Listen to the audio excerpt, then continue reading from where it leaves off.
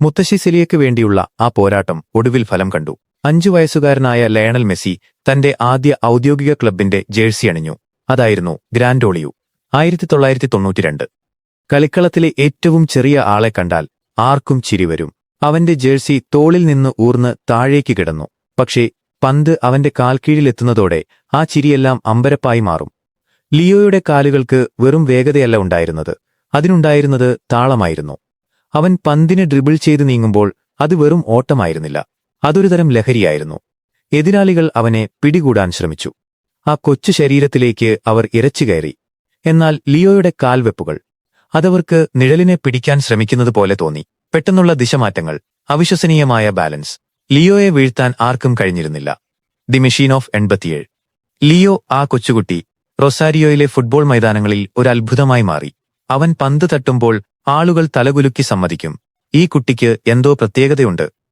3 വർഷം ഗ്രാൻഡോളിയുവിൽ കളിച്ച ശേഷം റൊസാരിയോയിലെ ഏറ്റവും പ്രശസ്തമായ ക്ലബ്ബായ ന്യൂവെൽസ് ഓൾഡ് ബോയ്സ് അവനെ തങ്ങളിലേക്ക് വിളിച്ചു. 1995. ന്യൂവെൽസിലെ അവന്റെ ടീം ചരിത്രത്തിന്റെ ഭാഗമാണ്. അവരെ വിളിച്ചിരുന്നത് മെഷീൻ ഓഫ് 87 എന്ന്. ലിയോയും അവന്റെ സമപ്രായക്കാരും കളിച്ച മത്സരങ്ങളിൽ അധികവും അവർ തോറ്റിരുന്നില്ല.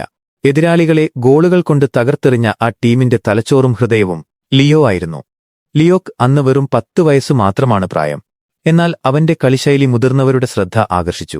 ന്യൂവെൽസിന്റെ സീനിയർ ടീമിന്റെ കളി കാണാൻ വരുന്ന ആരാധകർ ഇടവേളകളിൽ ഈ കൊച്ചുകുട്ടിയുടെ കളി കാണാനായി കാത്തിരിക്കുമായിരുന്നു. ഒറ്റയാൾ പ്രദർശനം. എന്തായിരുന്നു കാരണം? അവന്റെ കളി ഒരു വിനോദമായിരുന്നില്ല, അതൊരു പ്രദർശനമായിരുന്നു. അവൻ പന്തുമായി നീങ്ങുമ്പോൾ സ്റ്റേഡിയം നിശബ്ദമാകും. ആളുകൾ മൊബൈലില്ലാത്ത ആ കാലത്ത് അവന്റെ ഡ്രിബ്ലിംഗ് സ്വന്തം കണ്ണുകൾ കൊണ്ട് പകർത്തി സൂക്ഷിക്കാൻ വെമ്പി. അവൻ ഒറ്റയ്ക്ക് പ്രതിരോധ നിരയെ മുഴുവൻ കബളിപ്പിച്ച് മുന്നോട്ടു പോകുന്നത് ഒരു സ്വപ്നം കാണുന്നത് പോലെയായിരുന്നു. റൊസാരിയോയുടെ ഫുട്ബോൾ ലോകം അപ്പോഴേക്കും ഉറപ്പിച്ചു കഴിഞ്ഞിരുന്നു. ഇവൻ ഞങ്ങളുടെ സ്വന്തം ഇതിഹാസമാകും. ഈ കൊച്ചുകുട്ടിക്ക് വേണ്ടി ന്യൂവെൽസിലെ ആരാധകർ വാതുവയ്ക്കാൻ തുടങ്ങി. അവന്റെ ഭാവി എന്തായിരിക്കുമെന്നതിനെക്കുറിച്ച് അവർ സംസാരിച്ചു. സന്തോഷത്തിന്റെയും കളിയുടെ ആരവത്തിന്റെയും പ്രാദേശിക പ്രശസ്തിയുടെയും ഈ സുവർണ കാലഘട്ടം. ഇത് ലിയോയുടെ ജീവിതത്തിലെ ഏറ്റവും മനോഹരമായ ഓർമ്മകളായിരുന്നു. വിധി, ആ നിഴൽ. പക്ഷേ ഈ സന്തോഷത്തിന് അധികം ആയുസ്സുണ്ടായിരുന്നില്ല.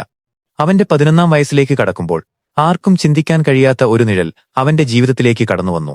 ആ നിഴൽ അവന്റെ കായിക സ്വപ്നങ്ങളെ തകർക്കാൻ മാത്രം വലുതായിരുന്നു. അവന്റെ വളർച്ചയുടെ താളം പെട്ടെന്ന് നിലച്ചു. റൊസാരിയോയിലെ ആ ബാല്യം ഇവിടെ അവസാനിക്കുകയാണ്. ഇനി വരാനുള്ളത് അവന്റെ ജീവിതത്തിലെ ഏറ്റവും വലിയ പോരാട്ടമാണ്. അവന്റെ ശരീരത്തോടുള്ള പോരാട്ടം.